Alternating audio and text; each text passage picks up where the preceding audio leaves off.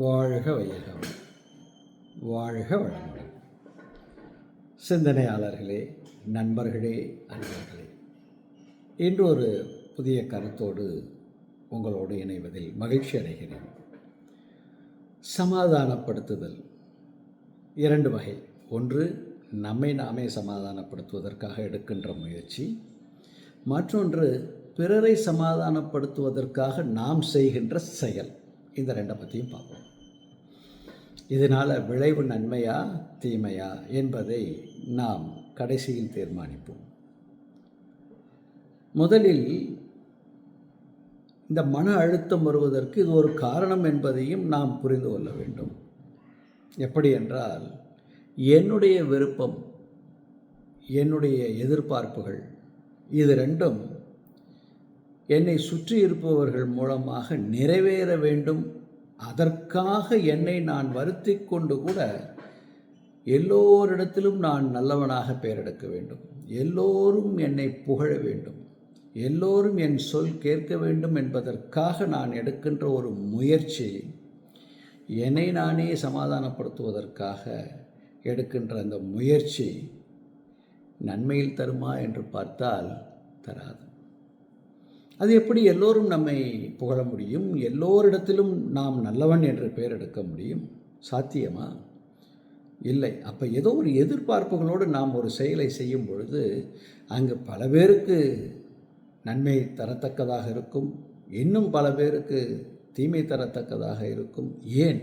அதனால் என் உடலுக்கும் என் உயிருக்கும் நன்மை விளைவிக்குமா என்று பார்த்தால் அது ஒரு கேள்விக்குறியாகத்தான் இருக்கும்.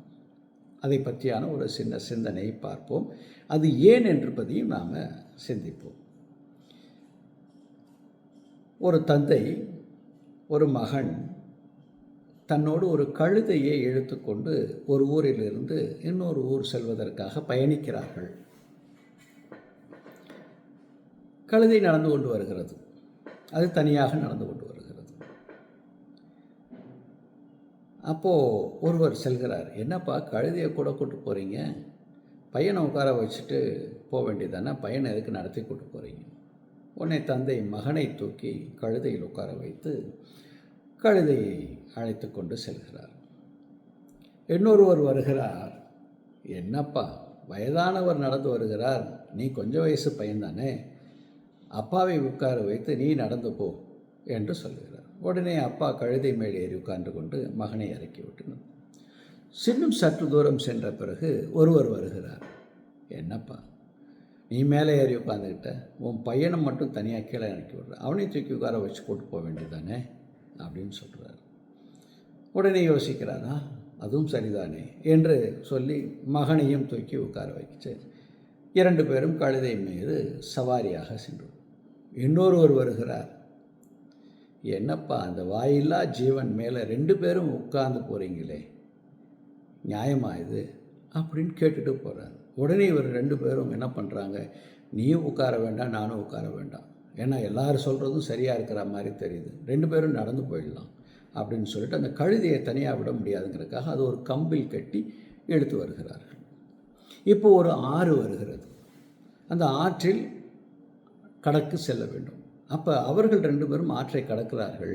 இது கம்பை கட்டி கொண்டு கம்பில் கட்டி இந்த கழுதையை வருவதனால இந்த கழுதை சிரமப்படுகிறது அந்த ஆற்றை கடப்பதற்கு. அப்போ கொஞ்சம் தூரத்தில் அது கடக்க முடியாமல் திணறி மூழ்கி விடுகிறது. இதிலிருந்து நாம் தெரிந்து கொள்ள வேண்டிய கருத்து என்னவென்றால், பிறர் சொல்வதை, பிறருடைய சொல்லை சமாதானப்படுத்துவதற்காக நாம் எடுக்கின்ற முயற்சி நன்மை தரக்கூடியதா என்பதை சிந்திக்காமல் செயல்பட்டால் இழப்பு ரெண்டு. ஒன்று, அந்த எந்த பொருளோ அந்த பொருள் இழந்துவிடும், அந்த பொருளுக்கு உரியவருக்கும் அந்த பொருளால் இழப்பு. அப்போ இந்த மாதிரி தான் நம்முடைய வாழ்க்கையில் நாம் பயணிக்கிறோம். இதை சிந்தித்து பார்த்து சீரமைப்பதற்கு முயற்சி செய்வோமா? இது எங்கிருந்து இது உதயமாகிறது என்றால், ஒன்று, சுயமாக சிந்தித்தலில் ஏற்படுகின்ற தயக்கம், செல்ஃப் கான்ஃபிடென்ட். சொல்லால் மட்டும் நம்பாதே, சுயமாய் சிந்தித்தே தெளிவாய் என்று வேதாத்ரி மகரிஷி அவர்கள் சொல்லுகிறார். அந்த அடிப்படையில் பார்க்கும் பொழுது நாம் அதை சிந்திக்க வேண்டும். எதை? பிறர் சொல்லுவதை நாம் அறிவால் சிந்திக்க வேண்டும். சிந்தித்து தெளிவு பெற்று முடிவு செய்ய வேண்டும். அது ஒன்று. இரண்டாவது என்ன அப்படின்னா, எல்லோருடைய சொல்லையும் நாம் ஏற்றுக்கொண்டு அதன்படி நடக்க வேண்டும் என்று நினைப்பதற்கு இன்னொரு காரணம் என்னவென்றால், நம்மை விட அவர்கள் உயர்ந்தவர்கள், அவர்கள் சொல்வதை நாம் கேட்க வேண்டும் என்கின்ற ஒரு அழுத்தமான எண்ணம். பிறர் சொல்லை கேட்பது தவறில்லை. ஆனால் பிறர் சொல்லோடு, பிறர் கருத்தோடு நம்முடைய கருத்தையும் இணைத்து பார்த்து விளைவு எதில் நன்மை வருகிறது என்பதை சிந்தித்து நாம் அதை செயல்படுத்தினால் நன்மை இருவருக்கும் உண்டு. சொன்னவருக்கும் உண்டு, செய்பவருக்கும் உண்டு. மூன்றாவது, எப்பொழுதுமே பிறரிடத்தில் ஒரு ஒப்புதலை வாங்கிவிட்டுத்தான் ஒரு செயலை செய்ய வேண்டும் என்றால் அதில் எங்கோ ஒரு வகையில் அச்சத்தில் நாம் இருக்கிறோம் என்ற ஒரு தன்மை. இந்த மூன்றும் தான் எப்பொழுதும் பிறரிடத்தில் சமாதானத்தை எதிர்பார்ப்பதும், பிறருடைய எதிர்பார்ப்புக்கு சமாதான செயலை நாம் செய்ய வேண்டும் என்கின்ற சிந்தனையும் நமக்குள் வளர்கிறது. இந்த ரெண்டையும் சீரமைப்போமா? சிந்தியுங்கள். இதற்கு தவம் ஒரு சிறந்த வழியை தருகிறது. சிந்தனை ஆற்றல் ஒரு சிறந்த வழியை தருகிறது. தினமும் சிறிது நேரம் நாம் நம்மை கவனித்தல் முக்கியம். மேற்கொண்டு தினமும் நல்ல சிந்தனைகளை படிப்பதற்கு நாம் முயற்சி எடுக்க வேண்டும்.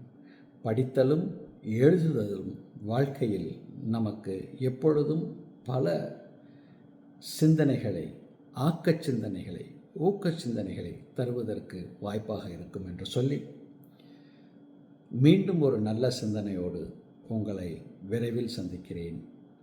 நன்றி. வாழ்க வையகம், வாழ்க வையகம், வாழ்க வளமுடன். நன்றி.